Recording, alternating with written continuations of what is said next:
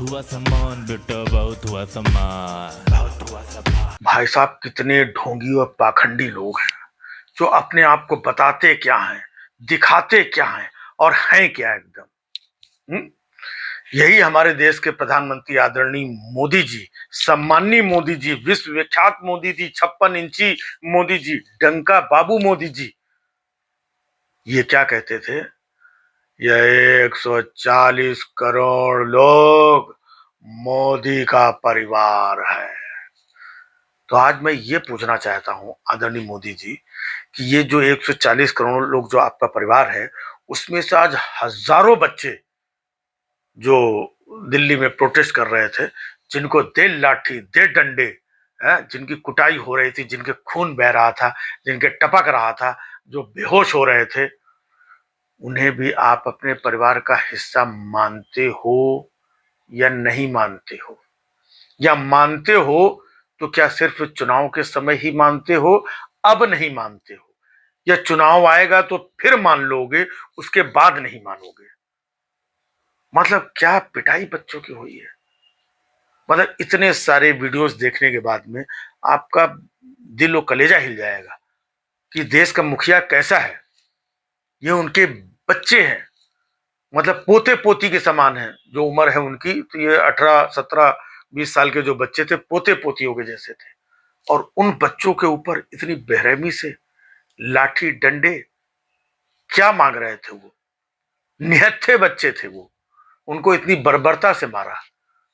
वो अपनी बात अपनी मांग लेकर के प्रोटेस्ट करने के लिए आए थे, और प्रोटेस्ट करना जो कि संवैधानिक अधिकार है, वो भी आपने नहीं करने दिया। और इतना मतलब उनको मारा पीटा, उनके साथ जो कुछ भी हुआ सब आपने भी देखा होगा। तो हो सकता है कि आज रात में आपको नींद बहुत अच्छी आए कि बहुत दिनों से ऐसा कुछ हुआ नहीं था, चलो ये कुटाई पिटाई हुई है, आज हमको नींद बहुत अच्छी आई है। हाँ? आज 18 घंटे काम नहीं करूंगा, आज मैं सोऊंगा मैं आज, क्योंकि आज मजा आया है। देश के बच्चों को इस तरीके से रोता बिलखता भटकता हुआ देख करके, जो देश का युवा है, देश का भविष्य है, उसको इस तरीके से देखने के बाद मोदी जी, आपका दिल पसीजा नहीं? आपके दिल में जरा सा दर्द नहीं हुआ? कोई एक आम इंसान भी देख लेता है। अगर यही सब आपको जो करना था, तो जब ये लोग कह रहे थे कि हम प्रोटेस्ट करेंगे, आज से नहीं बहुत दिन से कह रहे थे, और 20-22 दिन से जंतर मंतर में बैठे हुए थे, तभी आप अपना कोई मंत्री, अपना कोई आदमी, या खुद जाकर के जंतर में, आपके घर से कितनी दूर था, 2 मिनट जा करके मिल लेते इन लोगों से, देखिए आपकी कितनी इज्जत बढ़ जाती।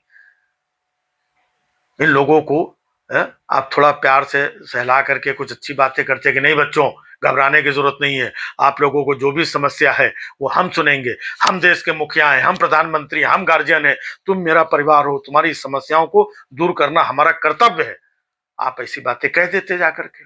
लेकिन आप तो तानाशाह, आप तो अकड़, आप तो अहंकारी। है? आप कैसे सुन लो देश के बच्चों की बातें? है? क्या मांग रहे थे? एक मंत्री का इस्तीफा? आपका तो इस्तीफा नहीं मांग रहा था ना कोई अभी। एक मंत्री का इस्तीफा, उस मंत्री से आपको इतनी मोहब्बत, उस मंत्री के नीचे कौन सा आपकी फाइल और कागज कौन सा उसने दबा रखा है जो उसका इस्तीफा ले लोगे तो वो आपकी पोल खोल देगा? अरे भाई, एक इस्तीफा ले लेते, देश को मैसेज दे देते, देश के तमाम युवाओं को मैसेज जाता कि हमारे देश के प्रधानमंत्री हम छात्रों को लेकर, युवाओं को लेकर के कितने संवेदनशील हैं। देखो, हम लोगों ने धरना प्रदर्शन किया, हम लोगों ने मांग रखी और उन्होंने मांग मान ली, आप ही की इज्जत बढ़ती। परीक्षा पे चर्चा करने के लिए आप आ जाएंगे। छात्रों, परीक्षा पे चर्चा के लिए, परीक्षा में बड़े ध्यान को केंद्रित करने की जरूरत होती है। परीक्षा में मैं चाहता हूं कि आपके जो गार्जियन हैं, भाई साहब इतना ज्ञान बांटने लगते हैं, ऐसा लगता है अपने घर के बच्चों को, नाती पोतों को ट्यूशन पढ़ा रहे हैं कि बेटा देखो तुम्हारा एग्जाम आ गया है और तुम ध्यान से पढ़ो, मैं तुम्हें बता रहा हूं कैसे पढ़ना है, कैसे लिखना है। और लाओ आज साइंस की किताब निकालो, आज साइंस पढ़ाता हूं, आज हिस्ट्री निकालो, आज ज्योग्राफी निकालो, मैथ का मैं पढ़ाता हूं। 1+1 = 2 नहीं 11 होता है। है ना, और 1+7=8 और 2+6=8 हम पढ़ाते हैं गणित आपको, तब तो छात्रों के साथ में परीक्षा पे चर्चा वो भी हम ही करेंगे, कर पाए या ना कर पाए लेकिन हम करेंगे। लेकिन जब आज छात्रों को उनकी समस्याओं से जूझना पड़ रहा है, पूरे देश के छात्र निकल के सड़कों पे आ गए हैं, तो उनकी समस्या सुनने के लिए कोई नहीं, उनके लिए दे लाठी, दे लाठी, आओ तो दे लाठी। ये कौन सी सरकार है? ये कौन सी सरकार चला रहे हो मोदी जी? इन्हीं बच्चों के माँ बाप का वोट लेकर के आप यहां पर बैठे हो, और ये बच्चे ना किसी गैंग के हैं, ना कोई टुकड़े टुकड़े गैंग के हैं, ना इसके ना उसके। इन बच्चों को भी आपके ही लोग न जाने क्या क्या कह रहे हैं कि इससे मिले हुए हैं, उससे मिले हुए हैं, ये इस गैंग के हैं, उस गैंग के। इन बच्चों को देशद्रोही बताया जा रहा है। जो भी अपनी आवाज उठाए, जो भी अपने मुद्दों की बात करे, जो भी धरना प्रदर्शन, जो कि कानूनी अधिकार वो करे, तो वो सब देश के गद्दार हैं, सब देशद्रोही हैं, सब टुकड़े टुकड़े गैंग के हैं। और इन्हीं लोगों का वोट लेकर के आप इन लोगों को झांसा दे दे करके यहां तक आप पहुंचे। और आज तो आपको वाकई में बड़ी चैन की नींद आएगी कि हमने जैसा सोचा था, युवाओं को, छात्रों को सड़कों पर ला करके दिल लाठी। अब देखना दोबारा इनकी हिम्मत नहीं होगी। तो जो आप दिखाना चाहते हो, आप माई बाप हो, आप प्रधानमंत्री हो, आप मुखिया हो, आप सर्वे सर्वा हो, आपके हाथ में पुलिस है, आपके हाथ में सेना है, आपके हाथ में आरपीएफ है, आपके हाथ सीआरपीएफ है, दुनिया भर की फोर्स आपके हाथ में है। आप लाठी, डंडा, आंसू गैस, गोला जो आप चलाओगे, ये नियत से भोले भाले बच्चे ये क्या करेंगे? है? अरे इसने तो, अंग्रेज भी क्रूर नहीं थे।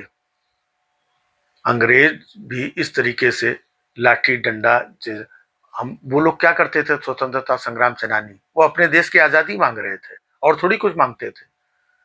ये क्या मांग रहे हैं? सुनहरा भविष्य जिसको देने की जिम्मेदारी आपकी है, लेकिन फिर भी आप उसके लिए तैयार नहीं हो, लाठी डंडे के लिए तैयार बैठे हुए हो।